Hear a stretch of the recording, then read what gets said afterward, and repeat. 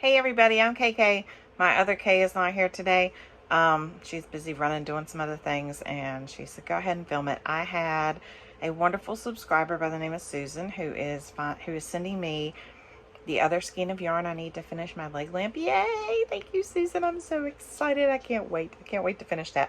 But she did ask me about something I had posted in the Halloween/fall make video that I did, and she asked about this scarf that I made, the witch scarf, and about a pattern. There is no pattern because I made it up. I had done the Grinch scarf before. I had done a snowman scarf similar to this.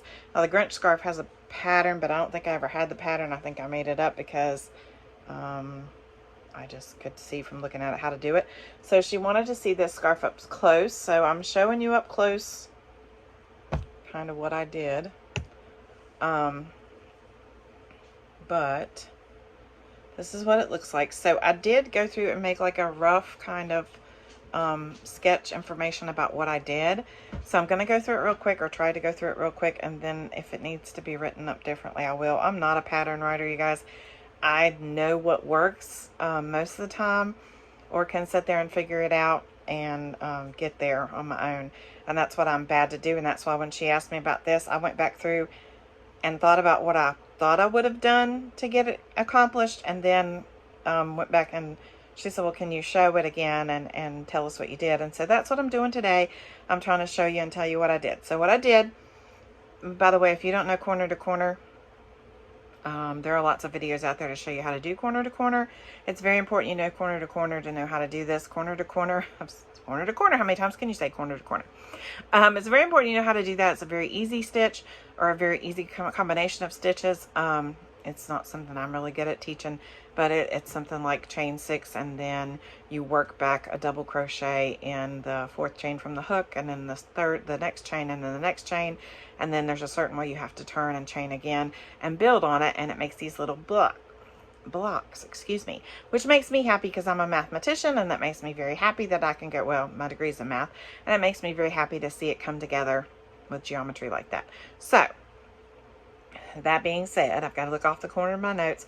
So corner to corner in this green, and this is Red Heart Spring Green, which is not always easy to find anymore, but if you can find it, it's perfect for this, for the Grinch, for Frankenstein monsters, for all that kind of stuff. So as you can see, I started here with a corner to corner in the green. I worked a corner to corner in the green until I got up to where the width was 6 blocks. 1, 2, 3, 4, 5, 6. 6 blocks wide. Then you have to start decreasing along that one side as you increase up the other. And those who've done corner to corner know what I'm talking about.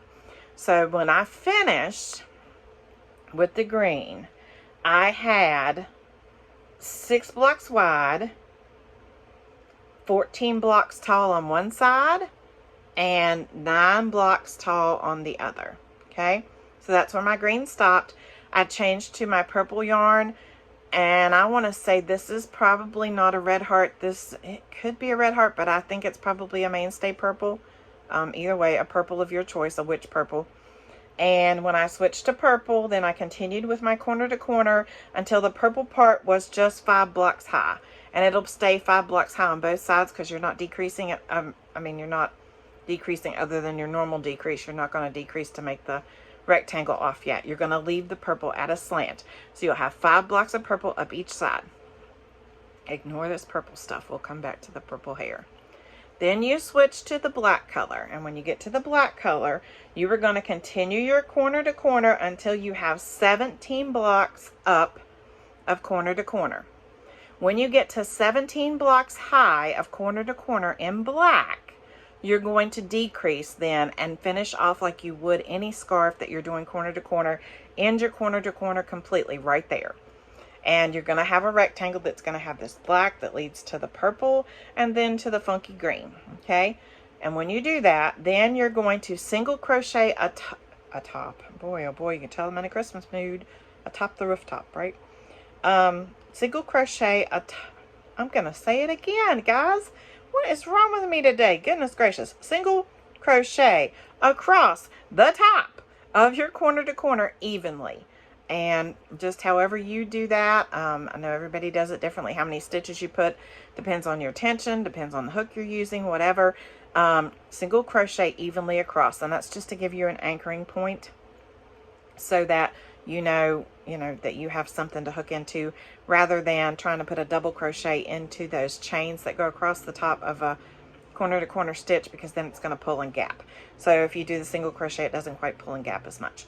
Then you're going to chain one or chain two and turn, and you're going to double crochet across the single crochet, okay, evenly across.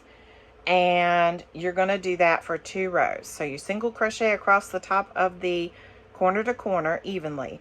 Then you're going to chain 2 and double crochet across 1 in each stitch twice. Then you are going to chain 2 and decrease on the double crochet decrease in the next 2 with the next 2 stitches. So 1 decrease on this side. Double crochet across to the last 2 stitches and double crochet decrease. Now what I did, and I can't tell you for sure where I did what because I used my eyes to figure out what looked good for me when I wanted to decrease. Like here, I would like this to slant more, but I didn't do that, so I could go back and rework that. But what I did was for the remainder of the scarf, wherever I wanted to, I don't know why it has paper on it, wherever I wanted to decrease or see it slant in a little, what I would do is I would double crochet a couple of rows back and forth evenly across, and then I would put a decrease on each side and double crochet across that row. So double crochet a couple of rows, double crochet decrease in the first 2 stitches, double crochet across to the last 2 stitches, double crochet decrease in those 2 stitches. I did that all the way down until I got to 4 stitches. And then I did about 4 or 5 inches of 4 stitches across. And I don't know if you can see, but I folded those edges over on each other and I sewed them together so it would make this long pointy bit. So this is just the 4 double crochets across that I folded over on top of each other and stitched the sides together so it would make a pointy part. Then I added my tassel. There's lots of videos to show you how to make tassels too.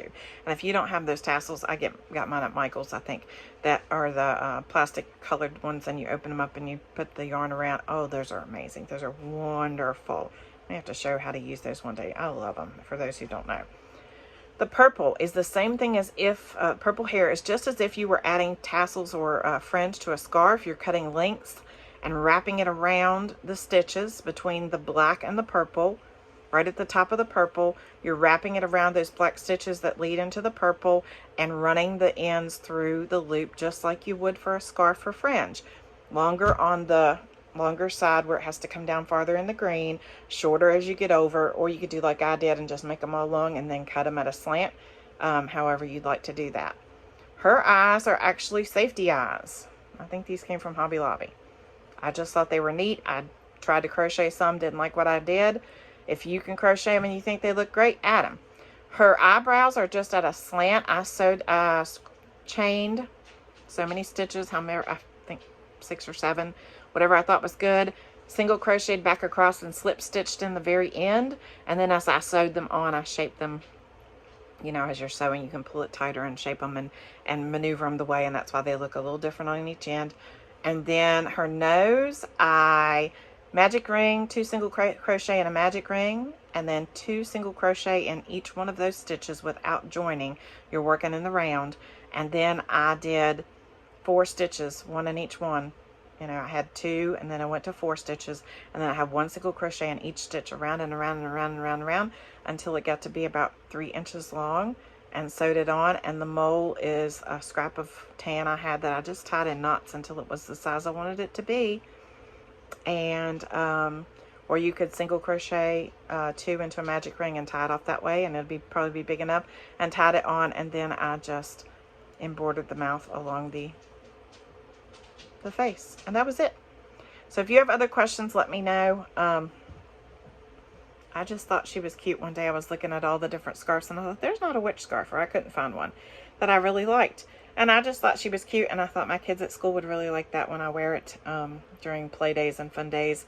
And even for Halloween, sometimes I dress up and go with the kids, which my kids are too old now, but we give out stuff, so maybe we might dress up I just thought she was super cute. She's just fun.